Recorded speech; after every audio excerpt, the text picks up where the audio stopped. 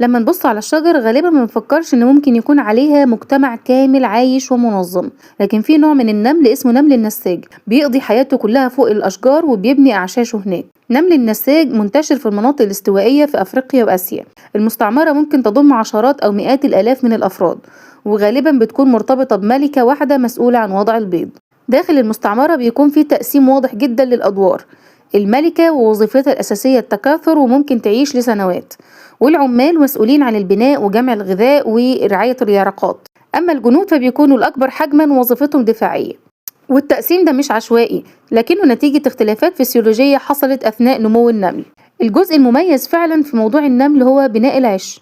النمل بيختار أوراق شجر مرنة، وبعدين تبتدي مجموعة من العمال في شد الأوراق ناحية بعضها. في الحالة دي النمل بيكون سلاسل حية، يعني سلسلة تمسك في التانية والتانية في التالتة لغاية ما يوصلوا للمسافة المطلوبة. وبعد ما الأوراق تقرب بيجي دور اليرقات. يرقات نمل النساج بتنتج حرير من غدد خاصة في جسمها، ده نفس النوع من البروتين اللي بتستخدمه بعض الحشرات في بناء الشرانة. والعمال بيمسكوا اليرقات دي ويوجهوها على حواف الأوراق، واليرقة بتطلع خيط الحرير فبيلحم الورق كله ببعضه، والعملية دي بتتكرر لغاية ما يتكون عش مغلق ومستقر. السلوك ده بيصنف كسلوك فطري، يعني النمل مش بيتعلم البناء، لكنه مبرمج جينيا انه يعمل كده. والمستعمرة مش بتعتمد على عش واحد، لكن بتبني شبكة من الأعشاش في نفس الشجرة أو بين الأشجار وبعضها. والأعشاش دي ممكن تختلف في الوظيفة، يعني في أعشاش فيها بيض ويرقات، دي بتكون أعشاش حساسة جدا. في أعشاش للعمال وغيرها قريبة من مصادر غذاء، وده بيساعد في تقليل المخاطر لو جزء من المستعمرة اتعرض لتهديد. النمل بيعتمد بشكل أساسي على الفيرمونات، ودي مواد كيميائية بتفرز من غدد داخل جسم النمل.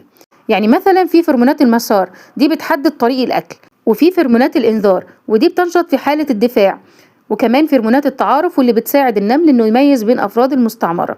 الإشارات دي كلها بتشتغل بنظام تراكم، يعني كل ما عدد النمل اللي بيمشي في نفس الطريق يزيد الإشارة بتبقى قوية أكتر. نمل النساج معروف بسلوك الدفاع القوي، يعني بيستخدم فكوك قوية للإمساك، وبعض الأنواع بتطلع مواد كيميائية مهيجة لردع الأعداء، والاستجابة دي بتكون سريعة جدا وبتعتمد على إشارات الفرمونات.